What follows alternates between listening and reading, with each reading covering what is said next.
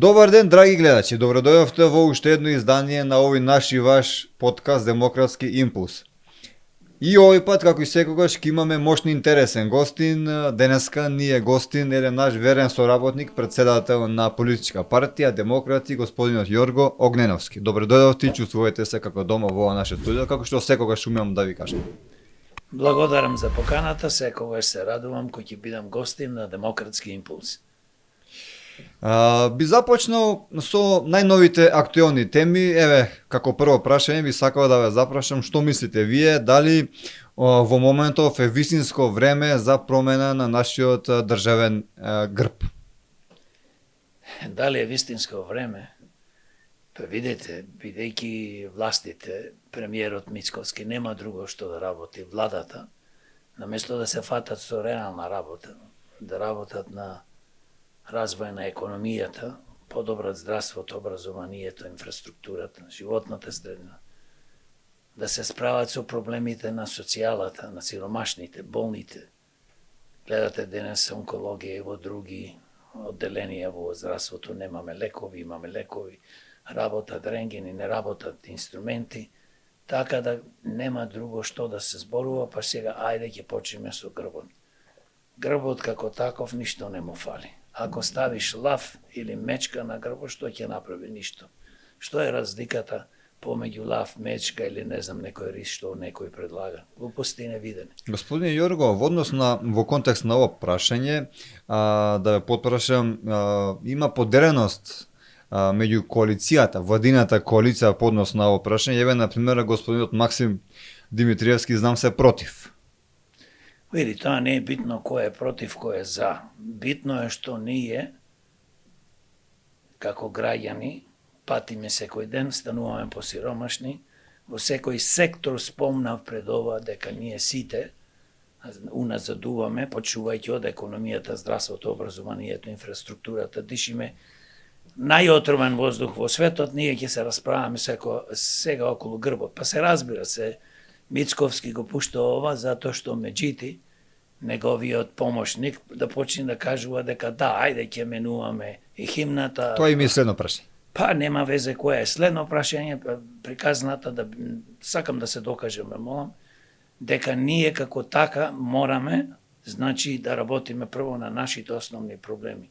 Да се промени грбот на Македонија е најлесна работа, но тоа нема потреба сега. И секој од нас, па и што ми кажувате за Максим нешто бил против или некој за, тоа воопшто не ме интересира кој е против, кој е за, мене ме интересира што ова влада работи или не работи во овие 8-9 месеци од кога дојде на власт.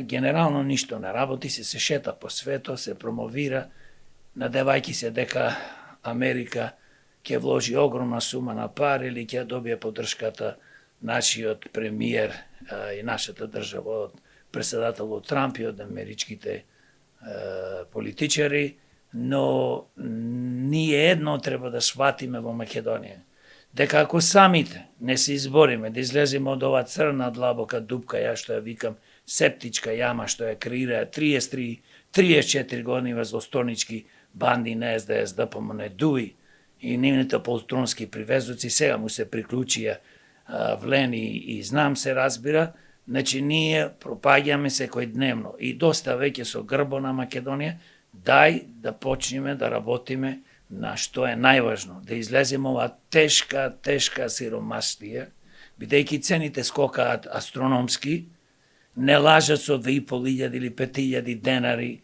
ние како пензионери,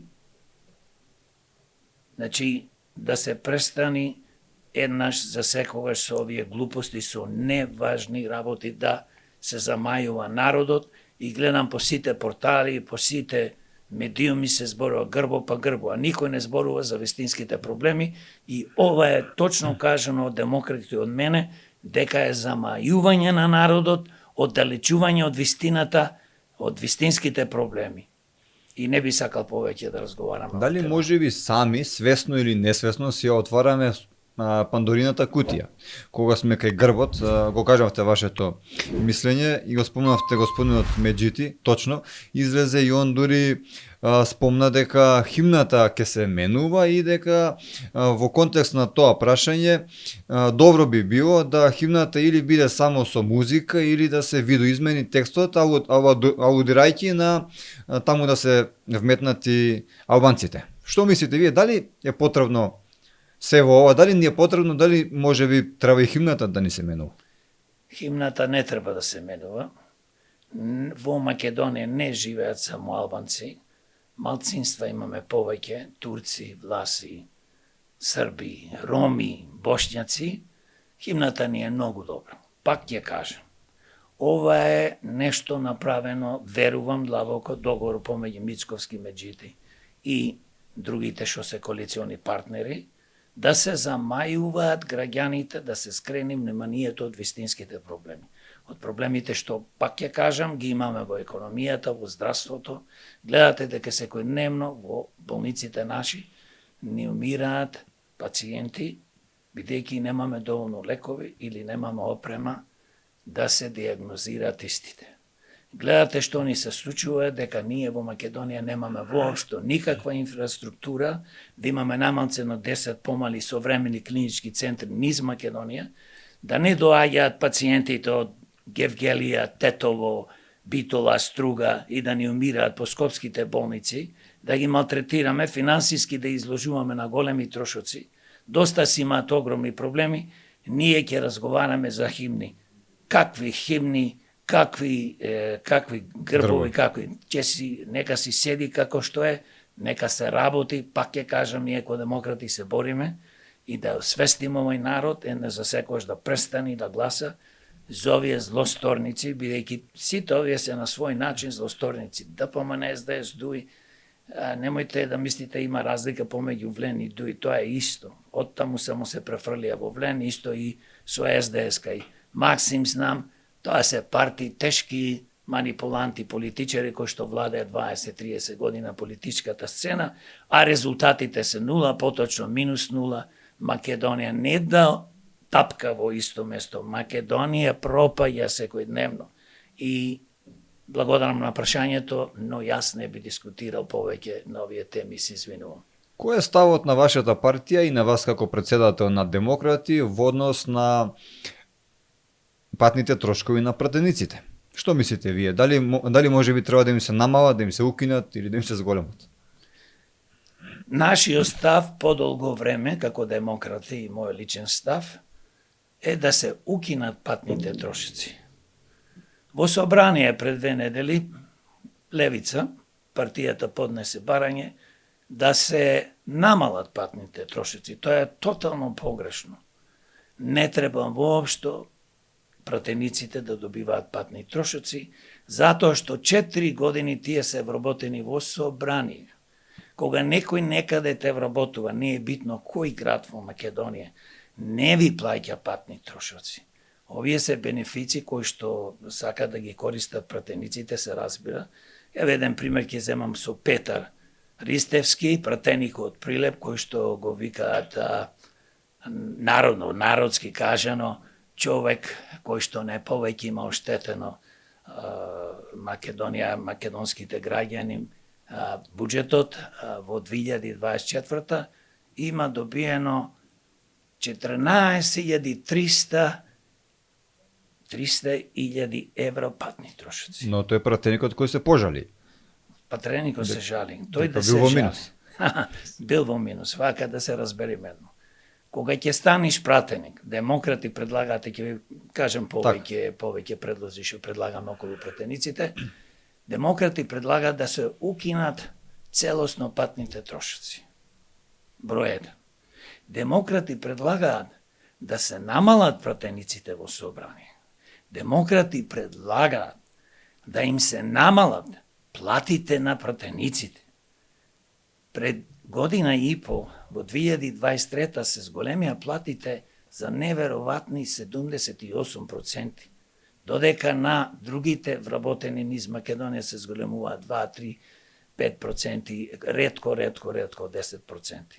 Значи, демократи исто предлагаат за пратениците да се укинат сите финансиски добивки од комисии, одбори и што не друго измислуваат, само да дојдат до пари.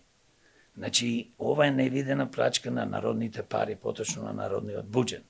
Демократи предлагаат пратениците да ги немаат бенефициите, кои што тие ги имаат, еве пример ќе кажам, имаат храна кој што, еве, бифтек некој си кој што кошта 1500 денари, во ресторан 2000 или 3000, тие таму се хранат за 100-150 денари.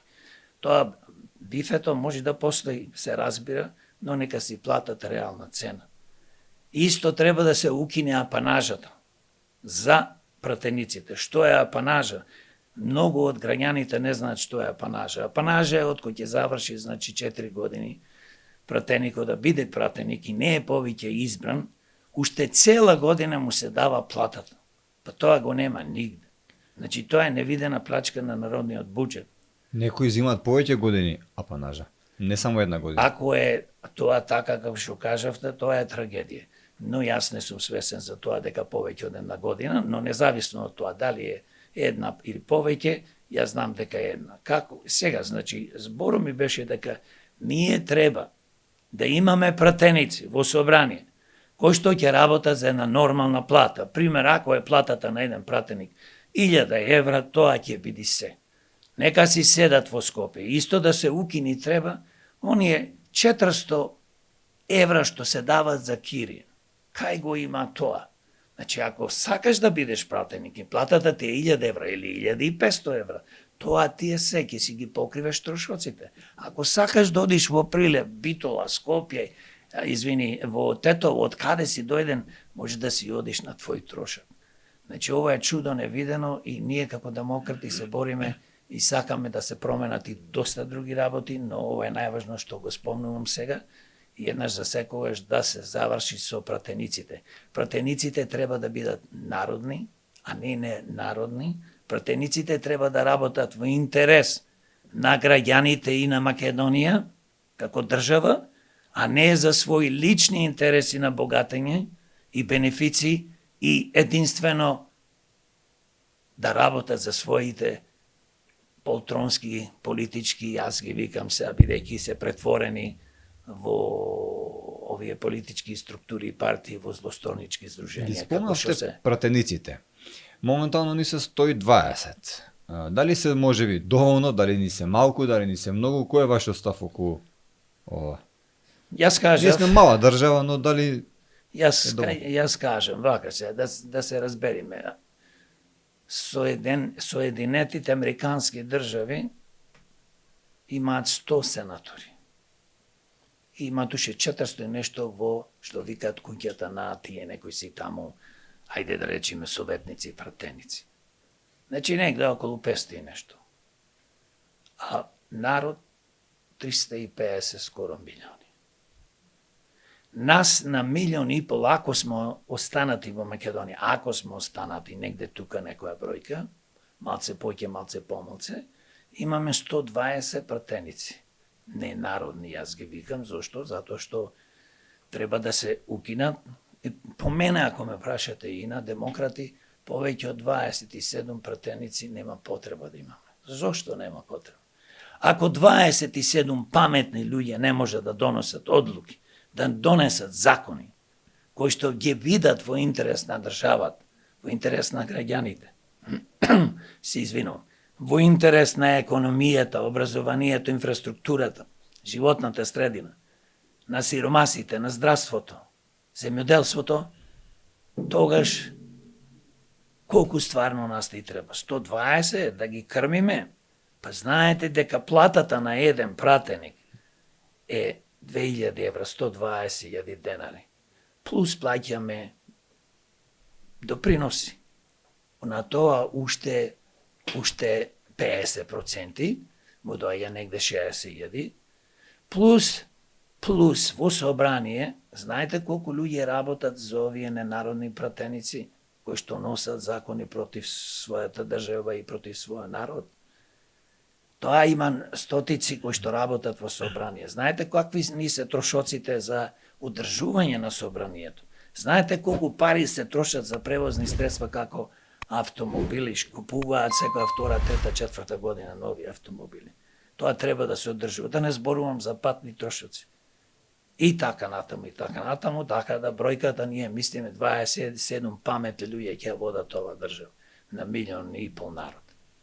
Имаме 200.000 вработени во јавната администрација. Дали може би се ова премногу за една држава како што е Македонија, зборам во однос на број на жители? Што би сториле вие со овие 200.000? Кој дел се вработени договор на дело, дел се сорешени? Видете, се знае, во една држава, ако бројката, како кај нас спомнав, 1,5 милиона, Така. 1000 луѓе живееме во Македонија, скоро околу 200.000 вработени по договор на дело или за стално што се, значи, тоа не е стравична бројка. Страшна бројка, поточно кажано. Затоа што колку тоа му доаѓа негде скоро 13-14% од населението што живее во Македонија. Не работоспособно, бидејќи имаме деца тука, под 18 години имаме студенти и така натаму. Значи, треба да се намали драстично. И тоа како ние, како демократи, би го направиле. Нема да земиме одма да избркаме 100.000, 150.000, да останат само ние, мислиме 20 до 30.000 доволно, бидејќи имаме врвна технологија. Компјутерска технологија нема потреба. Еден компјутер може да замени 10 вработени или 5 вработени. Ние тоа ќе го направиме со тоа што ќе дозволиме сите што се пензионираат да заминат во пензија стрекно и весело и на тие работни места на повеќето нема повеќе да се вработуваат луѓе. А исто така планираме да градиме електрани, фабрики, производствени погони, да градиме инфраструктура брзо, ефикасно. И сите овие што се вработени, а што не се потребни во јавната администрација, ќе ги префрлиме во стопанството. Таму ќе работат за поголема плата. Зошто? Затоа што луѓето не мислат. Кој ќе почнат со работа после 35-40 години, кој ќе одат во пензија, катастрофална ниска пензија добиваат. Многу е важно, од кој ќе се вработите, господине Трајче, до ваше пензионирање да земате што поголема плата. Тогаш ќе земате и поголема пензија. Така да мора да се намали јавната администрација.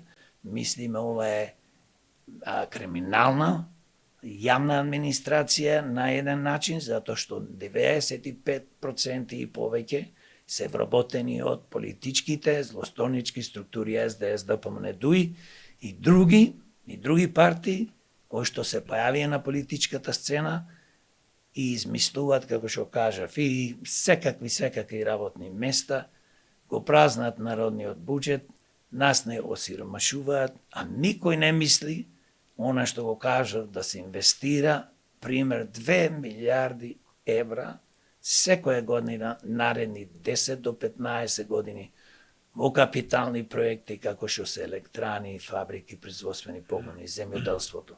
Ние мора да имаме врвно земјоделство, мора да имаме ПЧС, да изградиме мини фабрики за производство на храна, ништо да не се фрла. Ние мора да имаме, значи, и имаме Македонија, значи, прекрасни убави места за развој на туризма, да не зборувам сега Струга, Охрид и Шара и Пелистер и Кожув и така натаму. Значи, имаме места каде што ние можеме да живееме барем едно 10 до 15% од домашниот бруто производ да ни доаѓа од туризам. Но никој не сака да вложува пари, бидејќи секое вложување на пари, дали тоа е во економијата, дали во земјоделството, во здравството, во образованието, е скратвање на парите на политичарите, функционерите, криминалци кои што секојдневно ништо друго не работат освен се договараат телефонски, лично и така натаму да најдат добри тендери и да не оплачкаат и да го плачкаат народниот буџет. Значи да сублимираме, вие како решение нудите да се почекаат тие луѓе да отидат во пензија и подоцна да не се вработуваат нови на нивното место. Тоа е еден мал дел. Ние зборуваме повеќето луѓето ќе ги префрлиме во фабрики, производствени Со распредел, погони. така. Со распределба, тука спаѓаат и електрани, бидејќи нас се разбира во Македонија, ни треба наше производство на електрична енергија, со што би ја намалиле цената и што ние наши пари земаме кредит или имаме наши пари, инвестираме во нешто да биде тоа корисно, а не како досега да се фрлаат пари за работни места и тоа се работни места се разбира, како што реков, криминални, поточно тие се гласачи на овие здруженија злосторнички. Господин Јорго, кога сме околу криминалот, неодамна ни избега уште еден човек. До кога вака, дали ќе има крај, екс-директорот на Државна лотарија на Македонија, господинот Бајрами, побегна. Иако се уште морам да спомнам дека не е докажан криминал, но има кривична пријава. Човекот ни побегна повторно. Се терети за 24 милиони денари проневера. Сакате да кажете, стално ни бегаат. Тие не ни бегаат. Па ни стана навика. Па не е тоа точно дека бегаат. Тие не бегаат. Нашите, значи, власти ги пуштаат да избегаат, да заминат. Како ќе избега некој кога, пример, МВР и оди испитува некој случај? И знае, има податоци и факти дека некој кој да бил, примерот со Артан Груби, со Васко Ковачевски, примерот со, можам да спомнам и Сашо Мијалков, на место да види по затвори, тој си се шета во Монако. Кој нив ги пушта? Судовите. Судовите знаеме дека се екстремно криминализирани. Јавното обвинителство, одредена група на јавни обвинители се екстремно тешки. Дали може би имате надеж дека би се вратиле овие луѓе, би ги вратиле ние не? Само да докажам мојата мисла, значи тие се извинувам јас, значи екстремно се криминализирани. Кај нас, значи во политиката, на врвот, во владата, во собрание, по општините, градоначалници, советници, полиција, судство, све е тоа криминализирано. Чест на исклучоци. Но тие не може да просперираат затоа што премногу има криминал. Овој криминал не е креиран сега, овој криминал се креира, се развива и станува помоќен во последните 34 години. Благодарение на сите политички субјекти и политичари кои што беа на власт. Така да јасно да му биде на публиката, поточно на народот, на граѓаните. Овие сите се пуштени да заминат, како случај што беше и со премиерот Груевски. Во гепек избега глупости кажуваат. Све е тоа да говорам. Немате надеж дека некој би се вратил, или ние би го вратиле? Јас не се надевам тие да се вратат и зошто ни се да се вратат. Треба ние како држава да си ги донесеме. Не милом, силом. Има методи како да се донесат. Еве еден пример ќе кажам, ако имаш негде добиено азил, што значи тоа? Азил си добил и никој не те чепка. Ма некој што ти направил големо злосторство, што ти уништил држава, што ти уништил народ, па тој ќе го вратам со сила, па што сака нека биде. Значи ние изигруваме држава, фактички знаете што нашата држава е криминална држава, јас го кажувам тоа. Не можеш кога ти политичарите, повеќето политичари се криминалци. Нон-стоп крадат, нон-стоп не лажат, нон-стоп спроведуваат криминални избори, пример. Кога тие спроведуваат криминални избори, кога криминалци спроведуваат, бидејќи ние имаме криминален изборен законник, Па што добиваме тоаш на власт? Криминалци. Не смееме да дозволиме ни избегале. Не, ги пуштија.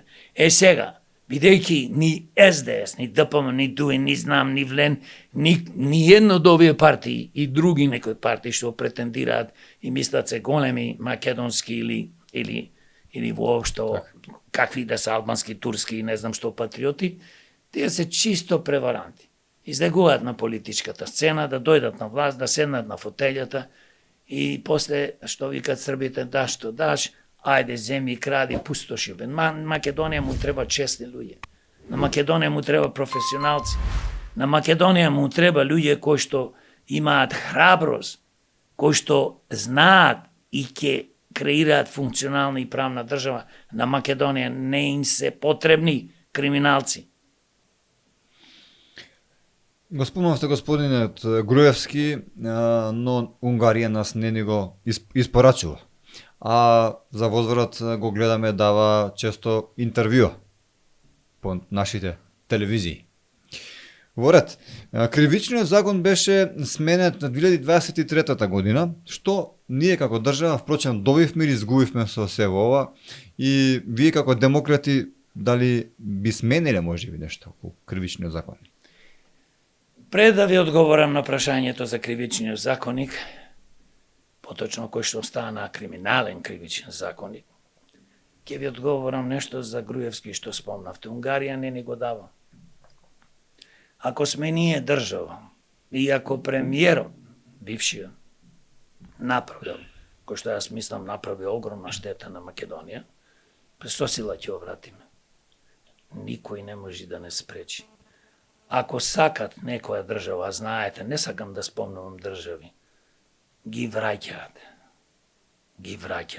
Така да, ајде малце да не се занесуваме, па не ни го дава, па ни заминаа, па ни избега и така натаму. Не. Ние од сега ќе работиме, а ако ја добиеме довербата од граѓаните на Македонија, демократи, ќе испроведат многу работи што ги зборуваат. И со сигурност бидете и ти, господине Трајче, и граѓаните дека ние тоа ќе го направиме. Не само што ќе ги вратиме лоповите, туку све ќе им одземиме што го украле. Доста веќе приказните како мали деца, не носиме закони за потекло имато, нема конфискација, има конфискација, ќе се одземи некој динар, другите пари се оставаат и така натаму. Значи, таа е таа приказна околу кривичниот закони. Сега ќе ви одговорам. Во 2023 година ненародни, криминални пратеници седнаа и го променија кривичниот законник.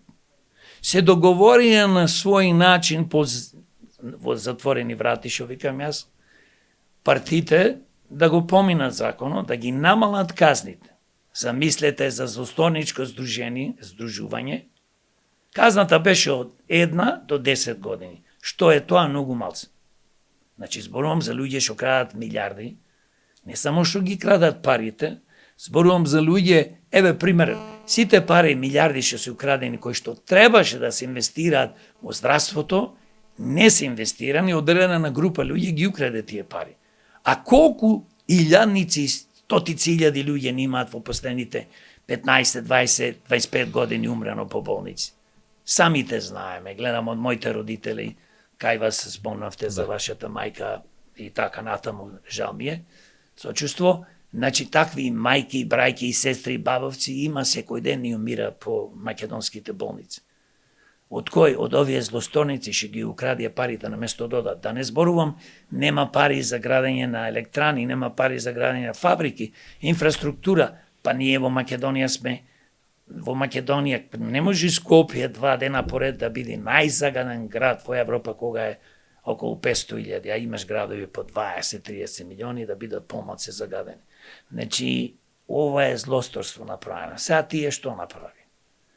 Си донеса закон од 1 до 10 години за злосторничко здружување, го намалија на 1 до 3.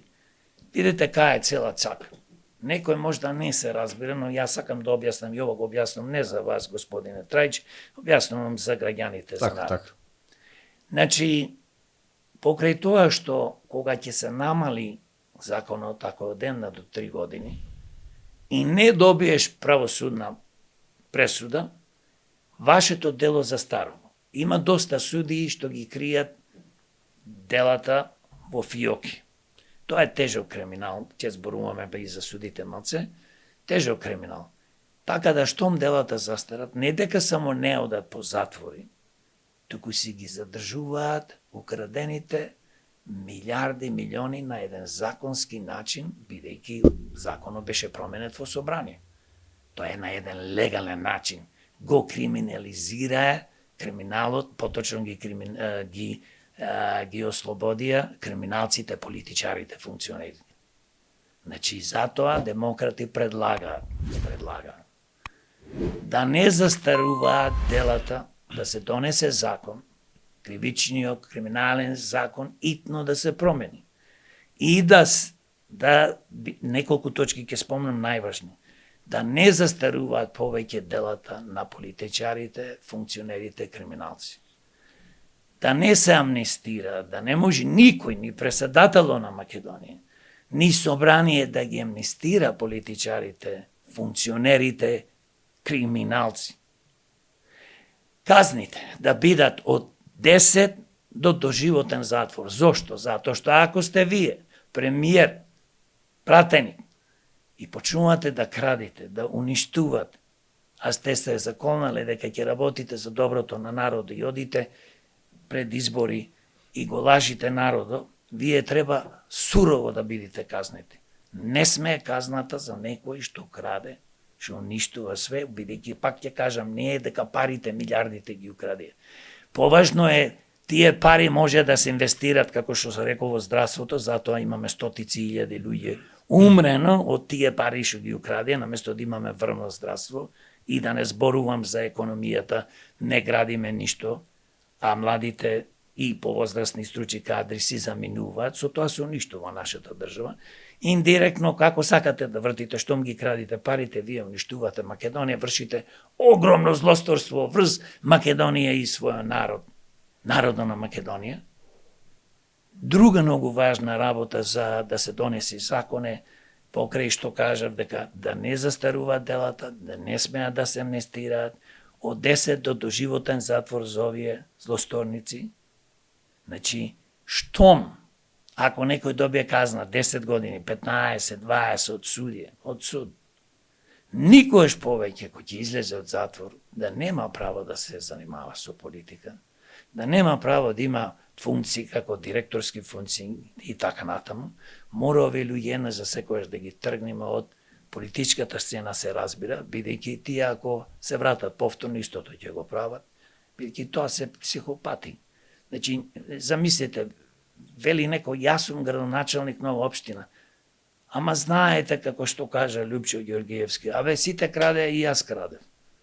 Мора да си психопат штом тоа го кажуваш. Значи, како може еден премиер, еден советник, еден градоначалник, еден директор кој што е поставен од нас, од народот да функционира таму, да ти каже во очи дека крадол. И знаете што?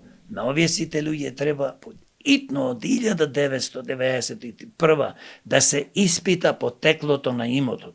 Покрај што треба да се испита потеклото на имотот, се разбира на секој граѓанин во Македонија и на бизнисмените, специјално да се испита потеклото на имотот од 1991 година.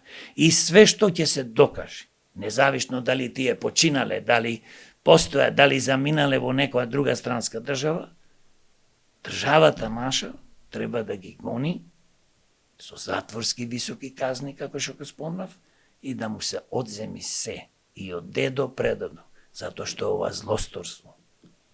Многу строги вие. Видете, нема нема друг начин како може да ја спасиме Македонија. Ако почнеме исто, вака ќе правиме, така ќе правиме, од тоа ништо не се случува, ние сите ќе се уништиме, бидејќи Македонија пропаѓа, не седи во место, не тапка во овие 34 години, напротив, секојдневно пропаѓаме и ние како граѓани, значи страдаме, не дека стануваме посиромашни, туку страдаме во секој поглед. Значи, вие сте да се направи еден сериозен рез, длабок рез и да се почне одново, ако ве разбрав и ако ве сватив. Па мора така, затоа што државата, политичарите, повеќето и државата не е криминална. И како тоа ќе го спречиш ти ако не направиш рез и од корен то све се чисти. Господин Јорго, пристигнавме до извршителите. Кој е ставот на вашата партија за извршителите? Дали народов има некоја чаре во однос на извршителите? Дали може би треба да се укинат или не? Извршителите, никој не се прашува за извршителите, сите ние како граѓани кои што имаме мака, викаме, пцуеме по нив, не знам што е и што, но никој се нема запрашано кој ги креира извршителите. Значи, извршителите не се појавија од ведро небо. Во собрание се донесе закон, бидејќи порано долгот граѓаните со доверителите и должниците го решаваа по судовите. И не беше како сега влезе извршител, земај ги на сиромашните граѓани, столиците, фрижидерите, по куќнината и глупости, земајте го стано на некој еден стан, некој ќе има цел живот работел, му го земат стано и така натаму. Значи да, извршителите во моментот према нас сите што имаме мака, изгледа дека се тие джелати. А уствари најголеми джелати се тие луѓе што го донесува законот. Тоа е во собрание. И владата што предложи да се донесе таков закон или го поддржа. Ние што мислиме за извршителите, треба тие да се вратат, поточно кажано да се укинат ова форма на извршители, мора да постои во државата закон, некој ако не некого му должи, дали е тоа правно или физичко лице, да се има некоја постапка правна да може да се наплати долг. Но ние предлагаме, значи, овие сите извршители како такви да не постојат повеќе, да се вратат предметите во суд. И предлагаме исто да застаруваат делата на должниците не повеќе од 3 години. Замислите сега има 10 години или, пример, бескрајно за некој долг. Некој должел, сега така се зборува помеѓу народа, 1 денар, ама после 10-15 години должи пола милион. И сега што правиме како... А кај нас има закон, како што споменавме, криминалниот кривичен закон што го донесе во собрание, делата на најтешките криминалци што украдија милиарди евра од нас народот што уништија државата и нас како граѓани застарува од 1 до 3 години. Кај го има тоа? Значи, предлагаме ко демократи амнестија за сиромашните граѓани, а не амнестија за политичарите, функционери и криминалци. Значи, тоа е многу важно. Една нормална држава која ќе види дека народот е сиромав, премногу сиромав, како што сме ние во Македонија, треба да изврши една амнестија, да им заборави долговите. Ето тоа, како демократи, сакаме да го направиме и се разбира, пак ќе кажам, ние мора да имаме во државата, значи, ред и да се знае дека постои закон, дека постои место каде што ако некој на некого му должи, а поготово конкретно случај што зборувам за судовите, да се реши тој проблем помеѓу доверителот и должникот. Затоа кај нас меѓу народот постои една поговорка која вели каква правда, турска правда, 3000 на 3 мина. Би ве запрашил сега околу тоа, што мислите, дали можеби треба да се ослободат според многумина уставобранителите, според судот терористите од 27 април? Неверојатна работа. Повеќе пати демократи повикаја да се ослободат уставобранителите. Нив за жал властите во 2017-18 така натаму ги осудуваат како терористи. Влегоа во собрание, се разбира, тоа е нешто што не би требало да се случи. јас мислам, по моје мислење према на народот што граѓаните што дискутираме и некои експерти, многу од овие луѓе се осудени со тешки долгорочни казни кои што не би требало да бидат осудени така. Организаторите на ова акција што беше на 27. април во 2017 година во собрание, не се воопшто осудени, не се откриени, бидејќи тука имаш организатори кои што го спроведуваат. Значи се сеќавам кога премиерот Груевски замина тој ден во Австрија и таму као... Во Унгарија. Не е ни битно сега каде Так. замина, ајде да речеме да не погодуваме. Јас мислам да као Австрија, но независно, си замина таму и веле јас не знам за ова ништо. Од ДПМН криминалците, кои што најверојатно ги организира овие и ги ставија во оган, бидејќи сите овие луѓе се поддржувачи, некои од нив и членови, веројатно, на ДПМН. Значи, ова беше организирано, и тоа се зборува од народот, пак ќе кажам, најверојатно од партијата, Воздухоничкото здружение ДПМН. И тие си се повлекоја, ги оставија луѓето да страдаат, да скапат по затвори.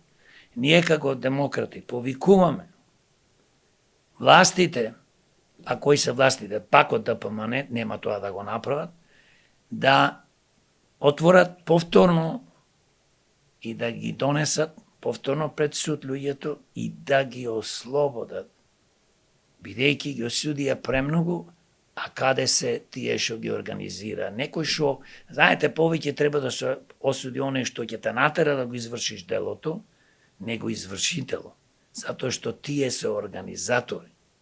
И сите во Македонија нормално си молчат, времето си врви, еве знаеме Игор Јук, Бог да опрости, нека му е лесна земјата, човеко почина во затвор и други ќе ни починат додека ќе се ослободат овие луѓе, ако ги ослободат, а цело време ги лажеа од ДПМН дека наводно се ќе направат. Зошто пресадителката не ги амнестира, има моќ, но јас мислам дека ние како демократи повикуваме и сме повикувале да се ослободат овие луѓе, па и да им се плати и оштета ако треба, бидејќи некој од нив е осуден премногу и се наречени терористи. Ова не беше тероризам.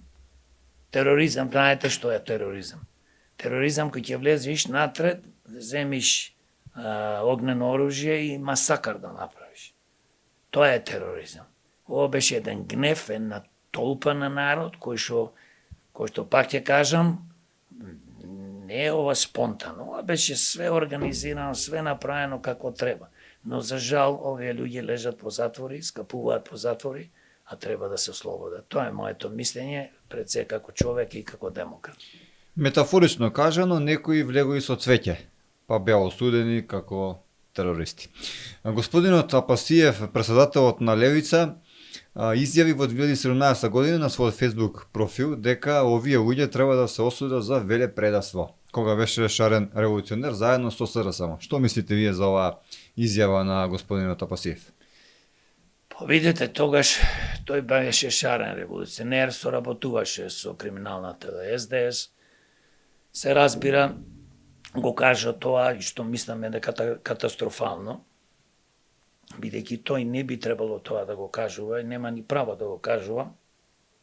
Како што кажавте, ова е нешто што влијаеше можда и на одлуката на судот, се разбира, не дека тој тогаш имаше огромно влијание, но тоа е погрешно, бидејќи сепак е правник човекот, некој доктор на науки И професор. И професор кој што е избран доживотно, а тоа доживотно не само за него, туку за сите, дали се суди, дали се доктори на науки, професори, не смеат да бидат луѓето избрани доживотно, но тоа е друга приказна.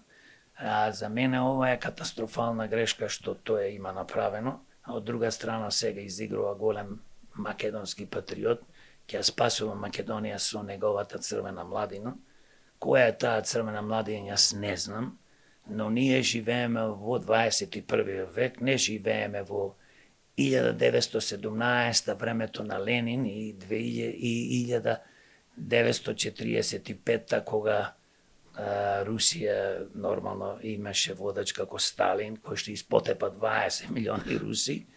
Значи, ние живееме во време каде што, не време, поточно кажано, каде што треба да се трудиме, све да направиме Македонија да ја спасиме како држава, на економско поле, да развиеме стварно една врвна наука, да имаме иноватори кои што ќе финансираме и ќе креираме една врвна економија, да инвестираме, значи, нашите не само финанси, туку да ги задржиме младите стручни кадри, поготово имаме кај нас млади деца кои што се генијалци и ни бегаат по светот, тоа се умови невидени. Ние на тоа треба да работиме, те работиме на заедништво, а не да повикуваме на некои злосторства и треба наводно да се осудат. Конкретниот случај луѓето, уставобранителите кои што излегоа и влегоа во собрание на 27. април.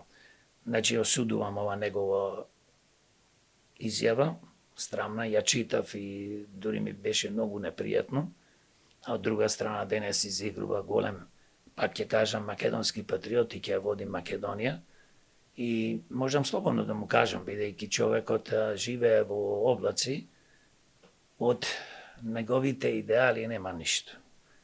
Треба Македонија, пак ќе кажам, народот да јади, треба да развиеме врвна економија, врвно здравство, образование, да работиме сите заедно помеѓу народите и народностите.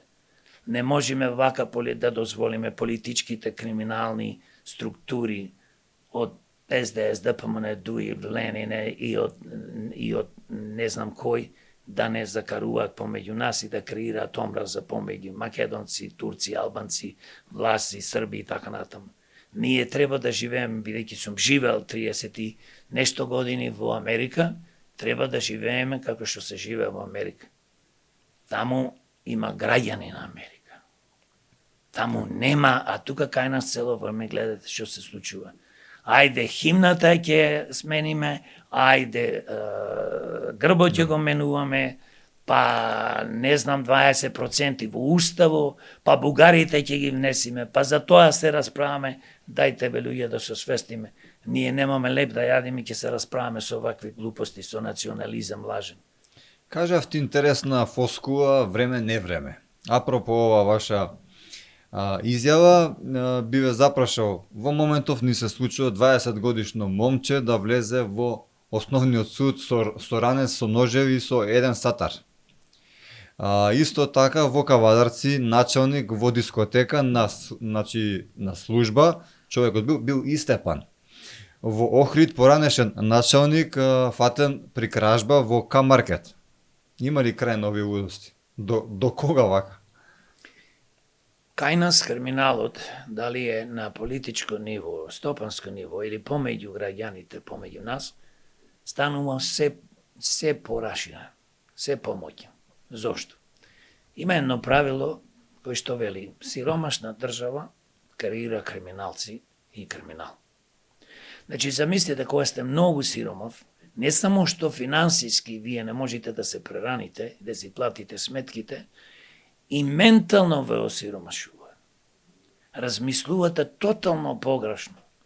Значи, во сите држави во светот, ќе земам еден пример, во населби, кај што постои тешка сиромаштија, таму се развива криминалот до безвез.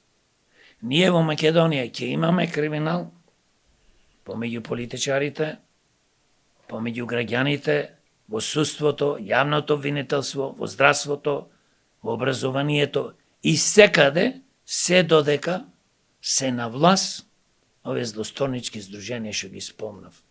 На почеток СДС да помане и сега играат некоја улога, влен, знам и така натаму.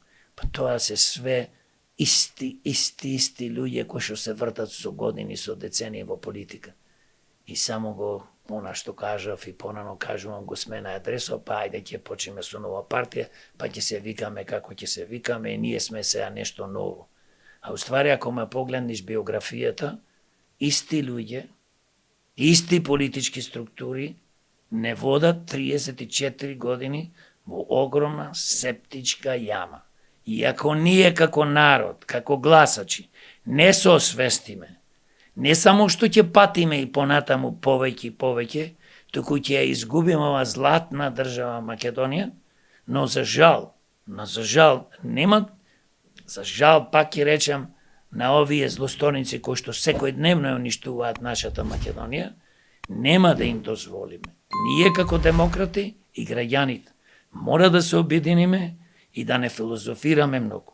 Треба да излезиме, имаме сега во октомври локални избори, нека се пријават луѓето на нашите листи на демократи за советници и градоначалници, честни луѓе кои што имаат доблест, професионалци, не мора да бидат доктори на науки, бидејќи денес титула доктор на науки не вреди ништо, бидејќи се купува во секоја скоро будка за пари или политички ја добиваш таа титула, така да нас ни требаат луѓе кои што се храбри и кои што можат да се борат да креираме нешто подобро, бидејќи на листите на овие политички структури кои што 34 години владеат, на нив нема да најдеме ни за градоначалници, ни советници квалитетни кандидати. Напротив, повеќето ќе бидат иста багра, исти криминалци,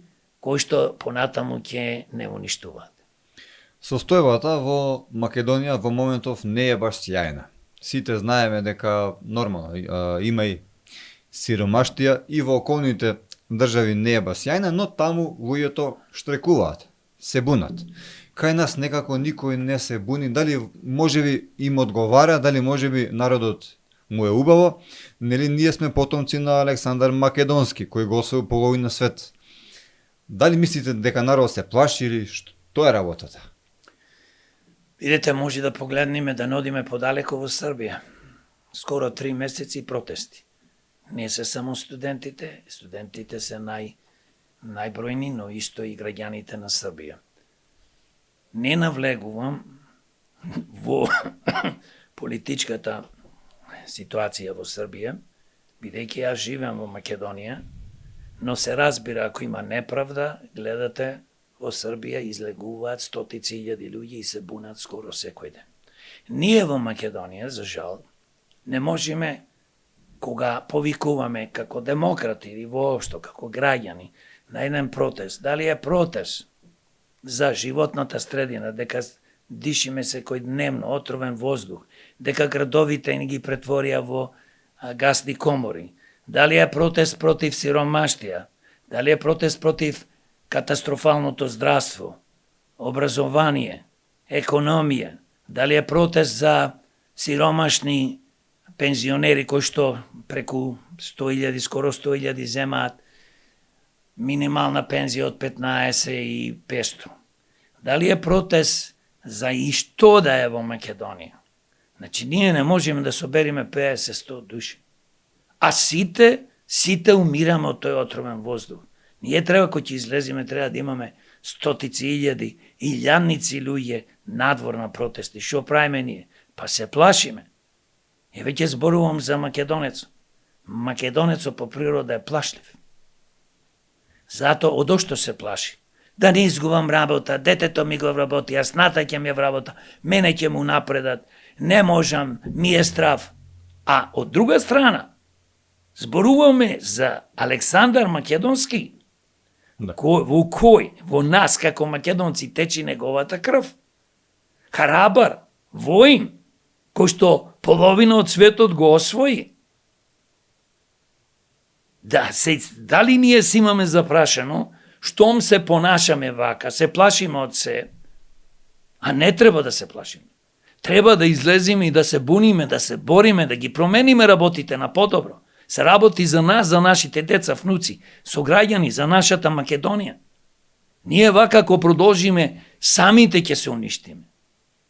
Само уништување ова. Од кого да се плашиме?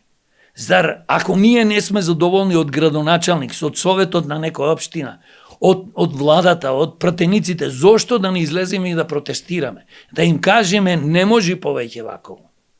Ние сме единствени во Македонија. Македонскиот народ и другите народи и народности, кои што живеат, македонски граѓани сите ние, да спасуваме ова држава од овие лопови, од овие злосторници кои што 34 години крвта ни ја пијат. Му ја пијат на народот.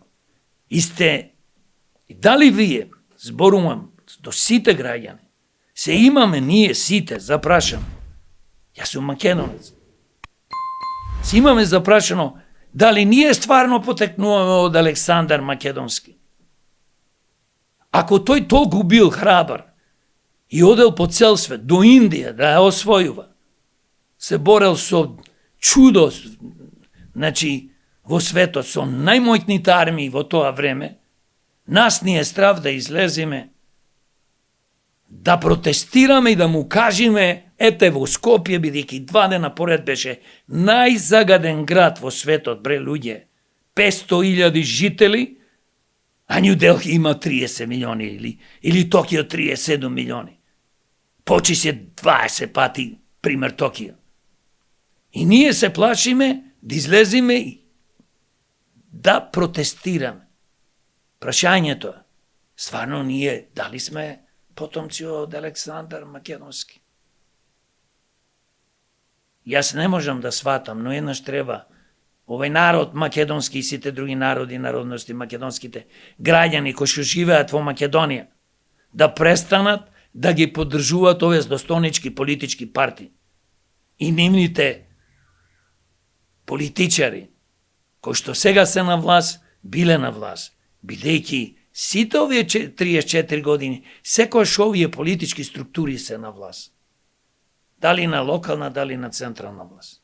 Секогаш се на власт. Секогаш имаат своји градоначалници, советници. Секогаш се во позиција да направат добро за Македонија, за граѓаните, да креираат врвна економија и све друго.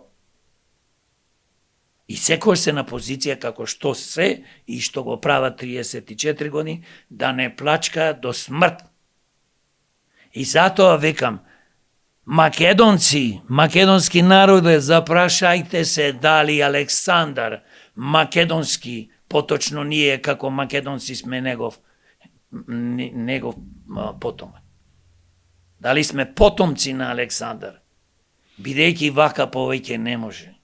Ако сме и верувам дека ние сме, тогаш дајте излезете заедно да се бориме. Заедно со демократи да спасиме Македонија. Кој ќе ве повикаме на протести да излезете и да протестираме. Протестираме за наше добро. И протестираме за доброто на ова златна, убава Македонија. Имаме повеќе од 8 месеци до локалните избори, а властите како да се спремаат за избори, некои велат на големо се подготвуваат за изборите. Други пак велат дека многу клучни работи запоставиле заради тоа што се спремаат за изборите. Што мислите вие, дали можеби вие им замерувате околу се ова? Дали му замерам? Па, видите, сакам јас некојаш и да се шалам, бидејќи човек кој што се смее, подкаст се шали, може да се пошалим. па се разбира. Не му замерам, туку гледам нив да ги тргне мене за секојаш од власт, поточно да ја уништиме нивната погубна политика. И да дојдат да менаџираат со државата честни професионалци. Има многу во Македонија. Да ја спасиме, пак ја речем Македонија. Го потребувам тој збор, бидејќи на Македонија му треба спас. Веќе е при крај, одвај дише, како на, ако знаете кој е некој болен многу, па го ставаат на со вештачко дишење, на апарати. Македонија е тоа денес, на апарати. Преживува и за да не ја изгубиме Македонија и да не си го уништиме животот, не само нашиот живот, животот на нашите деца, внуци, со граѓани. Така, што би сториле вие, на пример, да сте на нивно место, за да спасиме нашата држава? Едноставно, видите, Една држава за да оди напред треба две работи да се решат. Да се уништи политичкиот, стопанскиот криминал, митото и корупцијата до корен и да се развие наврвна светска економија, каде што ние ќе имаме вработување, нема младите, нема повозрасни луѓе да заминуваат од оваа држава. Да се креира политички систем, демократски и фер, да креираме, значи, избори, фер и демократски избори, а не ние во Македонија имаме криминален изборен закон, имаме криминален кривичен закон и што не, системо политички не е криминален. Владеат со Македонија имаат окупирано криминалци 34 години. Тоа ние демократи ќе направиме. Ќе земиме, се разбира, све од 91 до денес и натаму, да го испитаме потеклото на името, да испитаме криминалите на сите политичари што биле од 91 и све тоа да се расчисти една за секојаш да се одземи. Знаете колку милиарди се украдени во последни 34 години? Огромна сума на пари.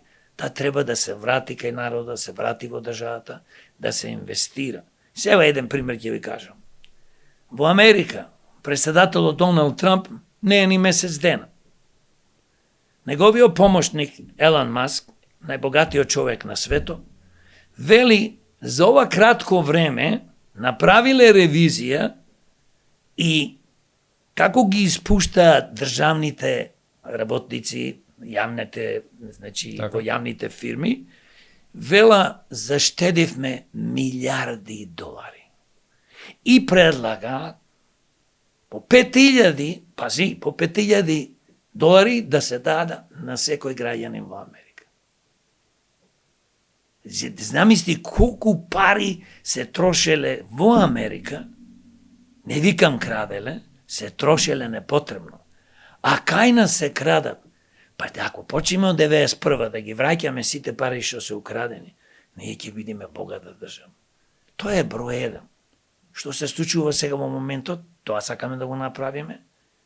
Да донесиме, како што спомнав, правичен кривичен законник, да го промениме криминалниот изборен законник, да биде фер и демократски, да воведеме една изборна единица со отворени листи, без праг, а не велат тие, ајде ќе имаме една изборна единица и 5%, пример, 50.000, ако не добиеш гласови, ти не можеш да добиеш ни еден пратеник. Што е тоа? Ајде ќе воведиме една изборна единица, 50.000, и се понови партии што се, од кај ќе добијат 50.000 гласови? Партијата зема време да ја развиеш. Некојаш зема година, се извинувам, деценија, 2 децении. Не можеш ти партија да развиеш за 2-3 години. Ова што го гледаме со некои партии сега што добија пратеници, па тие партии не се партии, бе, тие се кловнови од СДС и ДУИ. Зедоe нивни гласачи се префрлија кај нив и добија пратеници. Господин Јорго, спомнавте инвестиции.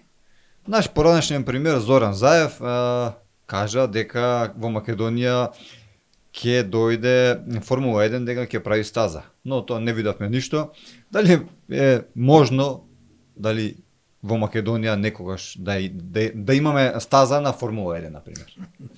Да се развие туризмот во овој правец? Стаза. Нас не ни треба стаза Формула, нема тоа да не извади од овие проблеми. Нас треба да го развиваме туризмот. И што Заев кажал се излажи. Значи, како Заев ги имаш илјадници во Македонија. Еве сега пример ќе кажам со премиерот Мицковски. Човекот не знам што проблем има. Се сеќавам кога се направи договорот со Бехтел и Енка, уште од првиот ден почна да вришти дека договорот бил криминал. Со тоа не само, кажувам и пак ќе кажам, не само тоа што ги обвини нашите политичари, туку овие се две компании кои што се од Турција и од Америка, кои што се големи компании, градат по цел свет, дека се криминални. На прашање слушам пред еден месец-два од еден новинар, добро премиере, па вие рековте тогаш дека овие се криминални договори, значи тоа значи и штом се криминални, и Бехтеленка се криминалци, и власта тогаш на ДУИ и СДС, зошто вие го прифативте договорот? Неговиот одговор беше, јас го прифатив договорот дека ако не го прифатам, ако го прекинам договорот, стотици милиони, огромна сума на пари, милиони евра ќе плаќаме.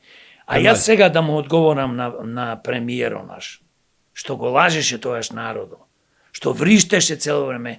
Нормално тоа му беа поени за да добие поени, за да добие гласови. Ево откри криминален го штити, криминален договор го штити граѓанино Македонија.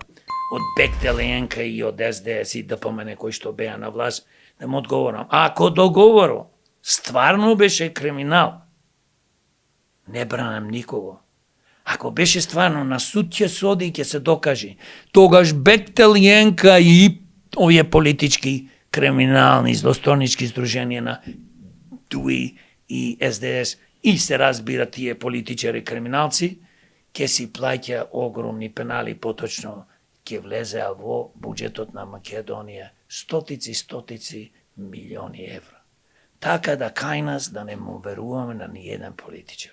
За жал Заев, Мицко, Грујо, Бранко, па Таче, Маче, не знам ни како се вика тој повеќе, се го снема од сцената, тоа се све тешки манипуланти и лашковци. Дали вие како демократи имате некое решение во однос на нелогичното растење на цените на становите? Што би се преземало окусевало?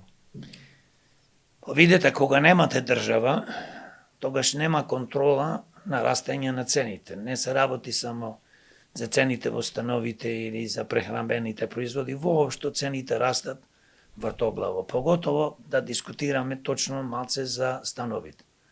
Значи има станови кои што во Скопје наводно се продаваат за 5000 евра квадрат. Има во Битола станови кои што се продаваат за 2000 и повеќе и во помали градови. Ова е лудница. Затоа што, како што кажав, нашата држава е криминална, политичарите не ги интересира никаква политика да ги контролират овие астрономски цени. Што ние како демократи би направиле? Прво, за да спречиме покачување на цените на становите, прво ние би креирале јавна фирма, јавна приватна фирма, кој што ќе работи исклучиво, значи, колку ги кошта стано, толку ќе се продаде. Ако стано нив ги кошта реално 1300 евра во Скопје, а 700 евра во Битола, толку ќе се продава. Немаме да имаме лиситации. Сега имаме една агенција кој што наводно гради станови, но сега тие ќе ги пуштеле на лиситација.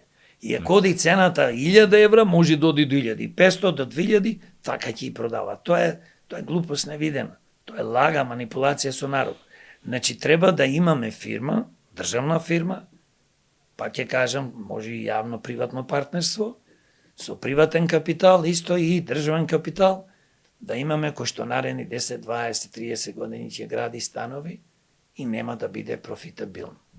Број 1. Број 2. Треба да зголемиме, значи, данок. Секој што има 2, 3, 4 стана да плаќа поголема и поголема сума на секој нареден стан. Што значи тоа? Ние имаме во Македонија луѓе кои што имаат 5-10 станови ги чуваат за затворени. Од кај им се парите да ги купат тие 5, 10, 20 станови, не навлегувам, верувам дека повеќето ги имаат украдено, но има и луѓе кои што, зборуваме, ги инвестираат во тие станови, сметат дека тоа е побезбедно, се плашат да ги инвестираат на берзата или воопшто во некои бизниси, купуваат станови. И тоа може да се доведе до ситуација, бидејќи кога на пазаро се појавуваат луѓе што имаат многу пари, тие ја дигаат и цената исто.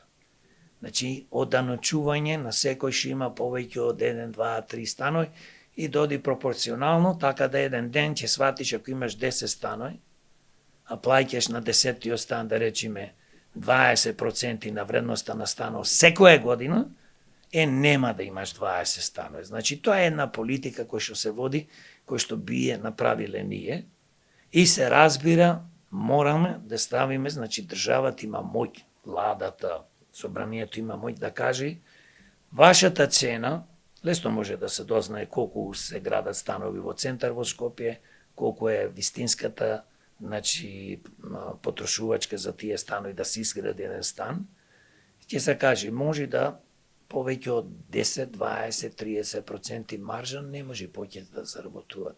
Не вака имаш луѓе заработуваат по 150, бидејќи не е контролирано. Така да има начини, ние како демократи тоа би го направиле, бидејќи не соработуваме и не сме ја креирале урбаната мафија, а урбаната мафија ништо не е друго и таа уствари не постои, тоа е како некој во етер. Која е урбана мафија? Глупости зборува. Сакате да кажете мит. Па мит е урбаната мафија. Каква урбана мафија? Знаете која креира тој мит урбана мафија? Политичарите, градоначалниците, советниците, власта. Тие им дозволуваат на инвеститорите да градат, да уништуваат зеленила, да уништуваат паркови, да бетонизираат градови како Скопје, Битола. Па ти знаете какви убави места има и во Скопје и Битола, што требало да биде нешто друго, према ДУП, према планот, урбанистичкиот план, се претворени во згради. А кај се тие слободни простори каде што ќе имаме паркови, каде што ќе имаме зеленила? Ми ја уништивме природата за 5, 10, 20, 100 души да се богатат. Така да најголеми кривци за ова што ни се случува се политичарите. Господин Јорго, системот Safe City проектот беше најавуван дека ќе почне да функционира од оваа година 1 јануари, но сега велат 1 јануари 2026 година. Дали може би има надеж да профункционира овој систем и дали вие го поддржувате? Дали може би тука лежи клучот на тоа што ни се случува толку многу убиства и дивење со автомобили? Видете, Safe City тоа е еден од начините да се спречи, да се намалат, значи, прекршоците во сообраќај. Нема да биде решение кој што е. Например, луѓето ќе запамтат каде се тие камери и ќе возат пополек. Ќе ги изминат, ќе возат побрзо. Ова го кажувам бидејќи во други држави како во Америка има камери. Тоа е во ред да се има камери, бидејќи камерите на некој начин ќе знаеш дека има камера и нема да возиш толку брзо, бидејќи најголеми сообраќајни несреќи се случуваат од пребрзо возење. Тоа е нешто најопасно и тука не повеќе луѓе гинат. Се разбира, тоа е све во ред, но мене ме чуди, ова година зборува дека ќе се постават камерите во Скопје, ќе проработат, сега зборувате вие дека ќе бидат другата година. Не знам, МВР и сите тие експерти таму што ги поставуваат, што работат, како работат, но тоа е голем минус за нив, бидејќи знаете, ако треба да се постават камерите, што за мене е добро да се постават, значи треба што побрзо. И не се работи само за Скопје. Значи треба да се постават камери во сите поголеми градови и се разбира да се постават камери по автопатите, по регионалните и магистралните патишта. Со тоа верувам дека ќе се намалат сообраќајките и ќе спасиме човечки животи. Го поддржуваме проектот, но се во Македонија. Гледате еден пат од пример за Скопје до Охрид се гради од 2014 почнат и све нешто до другата година, до другата, кој да дојде на власт. Штета, но пак ќе кажам, се додека вакви типови, црни типови се на власт и вакви здруженија кои што не се политички повеќе, туку се организирани криминални здруженија, ја водат Македонија и доаѓаат на власт, ние во секој поглед ќе пропаѓаме. Спомнавте патот Скопје Охрид, изгледа дека е тежок пат, па за тоа толку вака години се прави. Сакам малку да поразговараме околу пензионерите. 337.000 пензионери, а во пензискиот фонд имало дупка. Што вие како демократи, дали имате некој решение да се подобри стандардот на пензионерите? Види, 337.000 пензионери, од кои скоро 100.000, 97.000 земаат под 15.500 денари, 200.000 пензионери земаат под 24-5.000 денари. Овие пензии не можеш ни пола од месецот да го поминеш. Значи, вие сте правеле анализа некоја што ми знаете овие бројки. Сигурно сум правил, сум зборувал на ова тема. Значи, овие пензионери се екстремно сиромашни и никој не води грижа за овие пензионери. Тоа е трагедија невидена. Пола месец, како што кажав, не можете да помините месецо. А каде ви се пари за лекови, каде ви се пари за огрев и така натаму, за облека и се разбира, јас мислам дека пензионерите, бидејќи заслужуваат и тие после 65-66 години и така натаму, би требало малце и да уживаат. А уживањето е да може да бидат туристи некој ден, недела, две, не е битно. Не е само по бајни да ги пуштаме, како што беше политиката на ДПМН во времето на Грујов, демека веќе пуштиме некој ден бесплатно по бајни или да ги лажиме со бесплатни во вторник и петок градски автобус и така натаму. И на скијање беа. И на ги скијање, пушта. сигурно, точно и за скијање, кој ќе бидеме пензионери.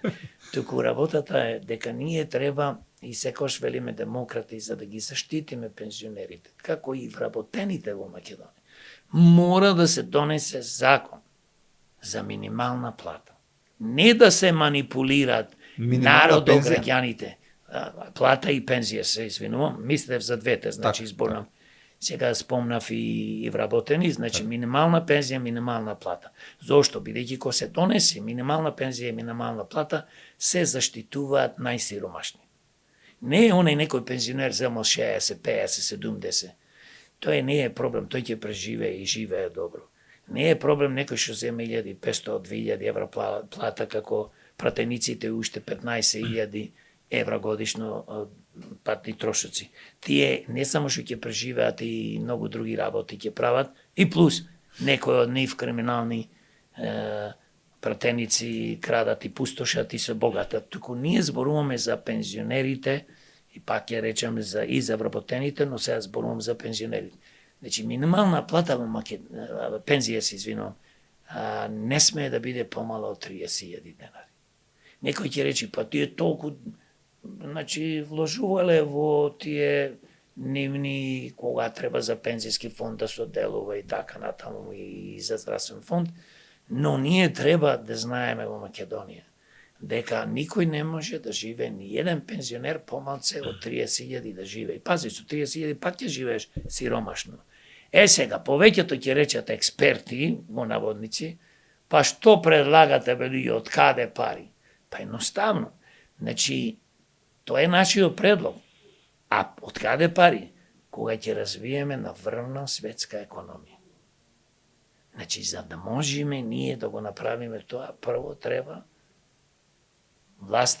владата, собранието, пратениците, советниците, директорите во јавни фирми, министрите и така натаму, да бидат способни луѓе кои ќе инвестираат брзо одма сега, како што кажав што се случува во Америка, со доаѓањето на Трамп и неговите луѓе, како ги менуваат работите ни за непол месец дена, да се инвестира по 2000 милиарди годишно, наредни 10, 15, 20 години во економијата. За наредни 4-5 години ќе можеме да ги исплаќаме овие минимални пензии, се разбира за наредни 4 години, ако почнеме да исплаќаме, нема да бидат 30.000, ќе бидат 40.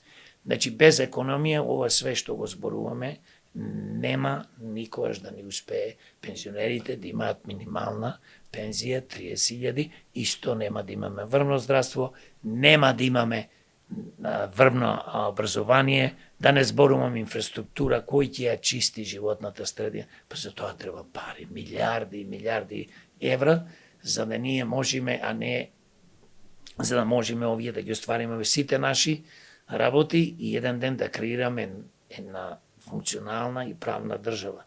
Замислете само, ние цело време зборуваме, пензионерите му даваме 2.500, па ќе му даваме после 6 месеци 2.500, 5.000. Па до тогаш, до дека стигнеме да му даваме 5.000, цените скокнале 30-50%, Фактички треба дупло повисока да е пензијата, наместо 15.500 треба да е 30.000. Но, за да ова се го оствариме, додека не почнеме и не го уништиме овој политички криминал, митото, корупцијата, стопанскиот криминал, и не вложуваме по 2 милиарди минимум евра секоја година во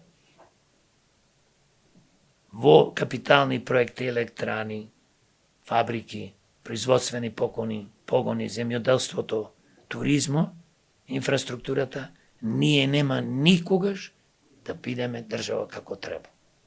Господин Јорго, вие сте општеле, сте живееле, сте работеле во Америка 30 години.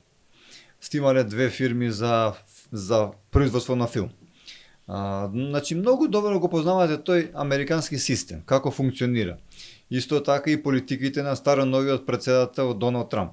Што мислите, дали би сакала една ваша анализа, дали е можно, дали е возможно да ја сопре војната во Украина со неговите политики? Видите, сигурно дека е возможно, затоа што тој се труди и изјави дека сака да промовира мир во светот.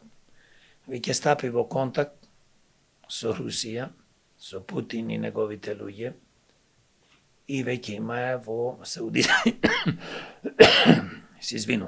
има во Саудиска Арабија состаноци, така да работат да што побрзо да се спречи војната, бидејќи за жал стотици илјади луѓе погинаа и украинци и руси, и ние сите треба да се молиме што побрзо да завладее мир во Украина.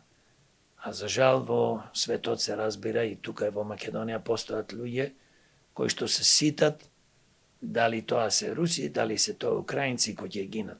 Значи, за мене тие не ги сметам луѓе, тоа се психопати се разбира, но ние нормалните луѓе се молиме што побрзо да војната во Украина престане и председателот Трамп, Америка со неговите луѓе, заедно со Русија се разбира, Украина и Европа, ќе го постигна тоа што и се надевам за брзо време. Ми сакам малце да поразговараме околу лицата со посебни потреби, со попреченост, што вие како демократи би сториле за нив? Дали во моментов нашата држава прави доволно? Нашата држава за ништо не прави доволно.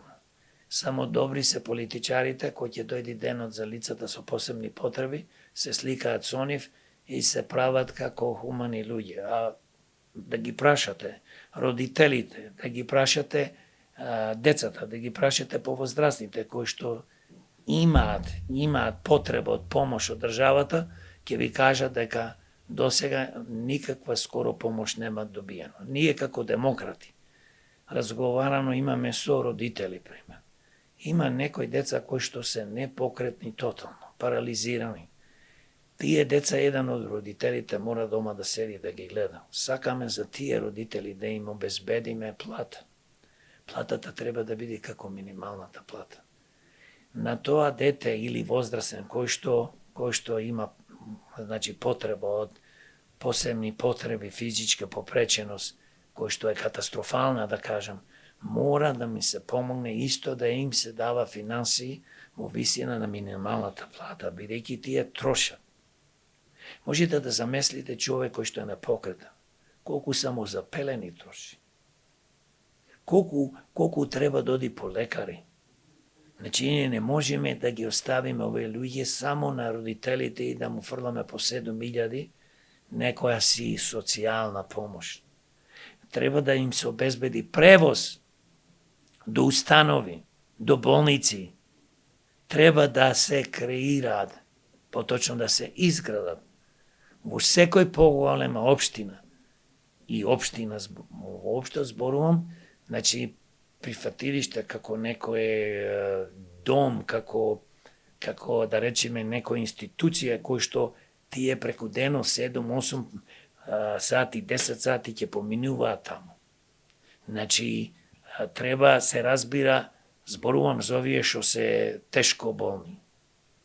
Имаме ние деца што имаат аутизам. Тие деца никој не води грижи. Државата треба да обезбеди, како што кажа, значи и учители, и психолози, и педагози, и што не за овие деца. Значи, треба да се вложува во нивната иднина. А кај нас, знаете како е, ако си социјален случај, ќе ти фрлат некоја илјадарка, оди, рани се, па ако му е гајле дека ти не можеш да се прераниш или не можеш да обстаниш. Значи, верувајте дека ние мораме да се погрижиме за овие деца финансиски, да им помогнеме со овие сите работи што ги кажав, бидејќи ако не се прави тоа, а да не зборувам за лекови и све тоа треба да биде бесплатно, прегледи и така натаму. Дали една сеопфатна, ригорозна проверка на функционерите, на судиите, на обвинителите, на, како што спомнав, функционерите, би помогнала во борба против криминалот? Па сигурно ќе помогне, зборував на почетокот, дека на секој функционер, под функционери се подразбираат суди, јавни обвинители, луѓе на високи раководни функции во полиција, директори и министри, пратеници, па и советници, тие се функционери, бидејќи се избрани од народот. Народот со градоначалниците треба да им се изврши проверка од 91. Да видиме од каде е тоа огромно богатство. Кога ќе се изврши проверка и кој ќе се установи дали е стекнато на криминален начин и се одземи, кривично ќе бидат прогонувани и казните, како што кажав, треба да бидат од 10 години до доживотно, па вие ќе мислите како градоначалник, советник или премиер, дали ќе крадите. И се разбира како судија и како јавен обвинител. Бидејќи не можеме ние да очекуваме правда во кога одите на суд, за жал велат, нашите затвори се полни со невини луѓе, а криминалците се по улици. Кај го има тоа, бе човече? Тоа го има само во криминална држава.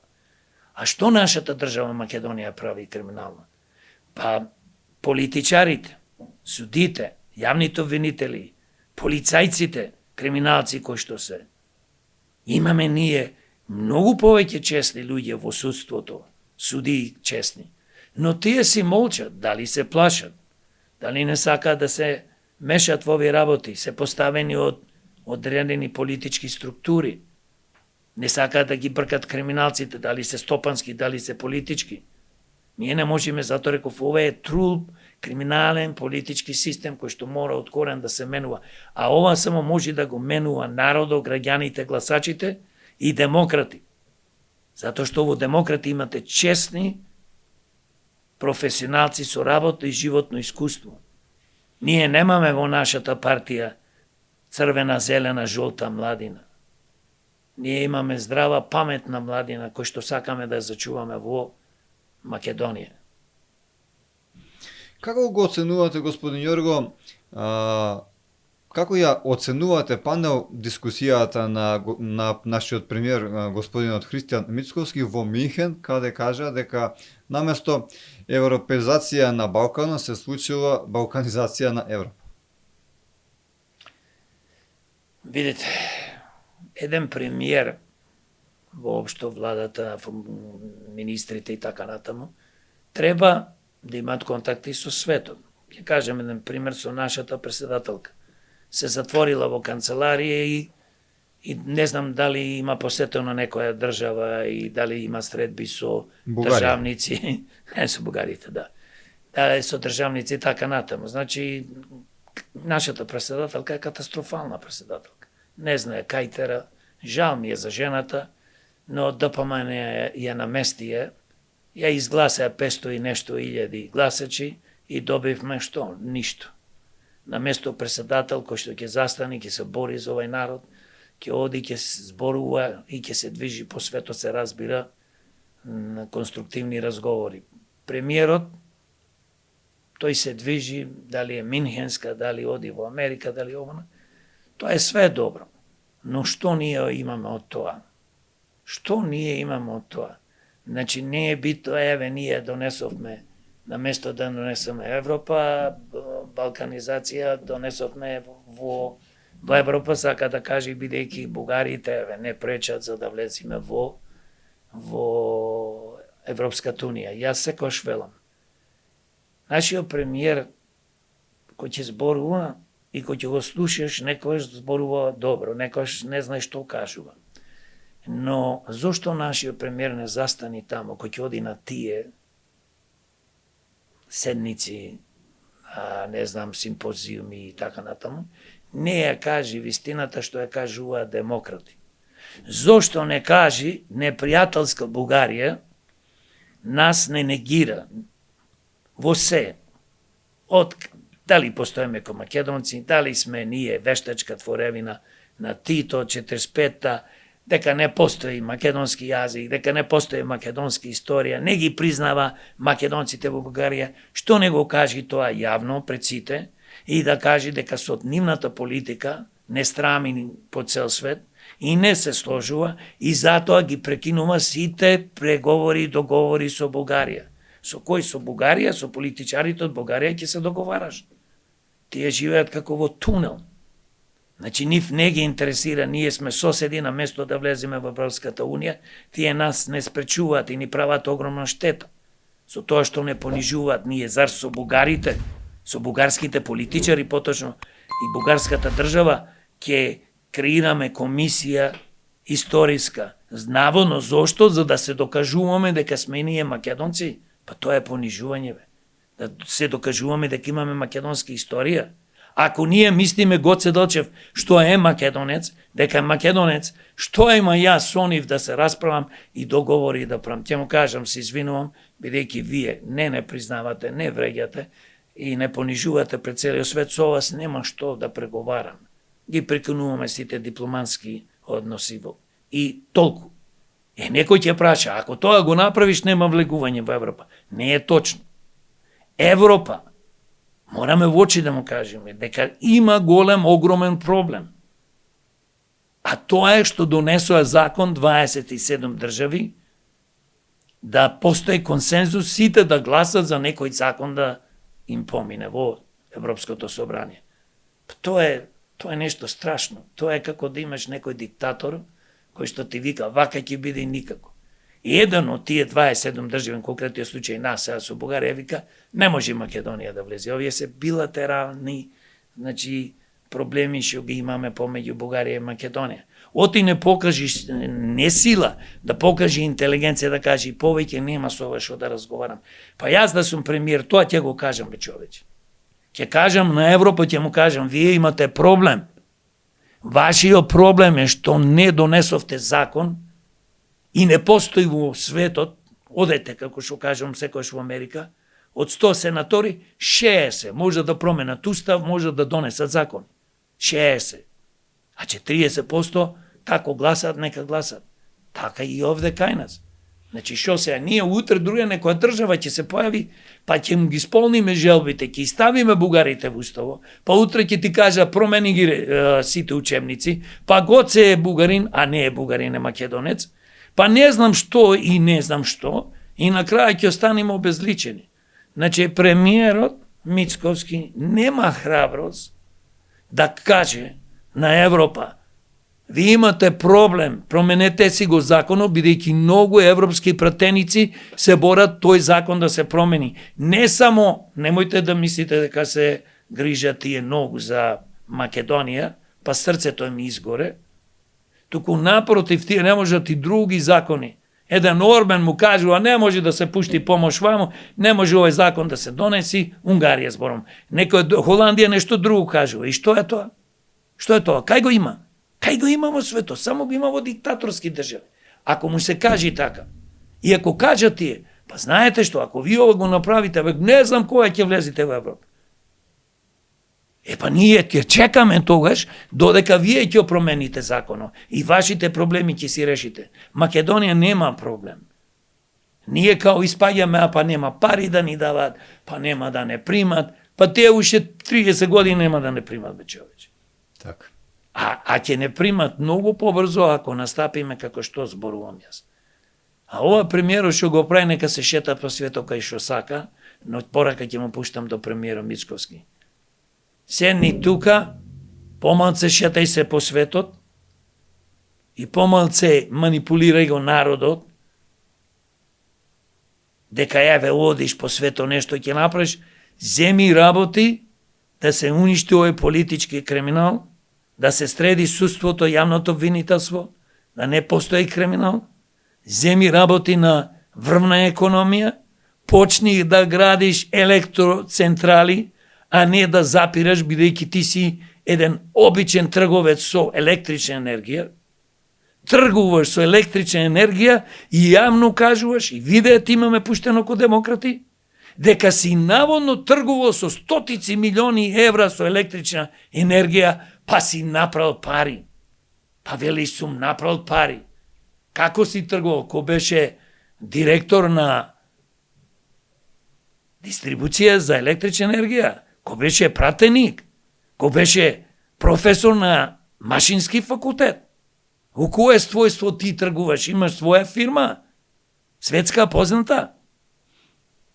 Зато не дозволуваш ти и твоите луѓе, што ги викам јас, енергетска мафија, да се градат електрани. Ке не залажувате со некои електрани на сонце, на ветер, наводно, кои што не може да задоволат 10.000, 5.000 куќи. Нас ни треба да се градат електрани, кои што ќе покријат цела Македонија. Нас ни треба фабрики, фирми.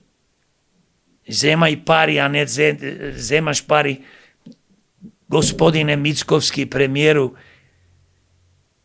1.650 милиони и 250 милиони ги даваш на неспособни градоначалници, советници, половнив да ги украдат и да ги трошиш на подкуп на гласачи за локалните избори. 250 милиони на своите пријатели, бизнис, кои што финансираат твоја и други партии, да добиваат некој си кредит за 1,95 интерес. Господине Јорго, секогаш е добро и интересно да се слушнат вашите неповторливи ставови, кои се лично ваши и ставови на вашата партија. Знаете дека секогаш тука ќе ни бидете добар гост. Ви благодарам многу што ни бевте гостин. Вие сте неповторлив во однос на другите политичари, кои смеам да заклучам заради тоа што вие на вас ви се гледа некоја емпатија. Некоја емпатија кон народот и се гледа дека сакате да направите нешто добро. Може само нешто да кажам. Јас сум живеал многу години во Америка. Јас сум дојден во Македонија пред 7-8 години да направиме нешто со оваа држава.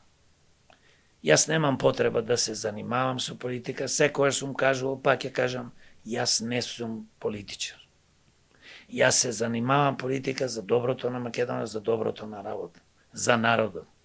Еднаш за секојаш да ги тргнеме од власт овие злосторнички здруженија, злосторнички криминални банди, кои што 34 години доаѓаат на власт и нон-стоп ја плачкаат, уништуваат, разнебитуваат државата. Мене не ми треба пари. Мене ми треба држава, да имаме функционална и правна. Мене ми треба луѓето да не заминуваат од оваа држава.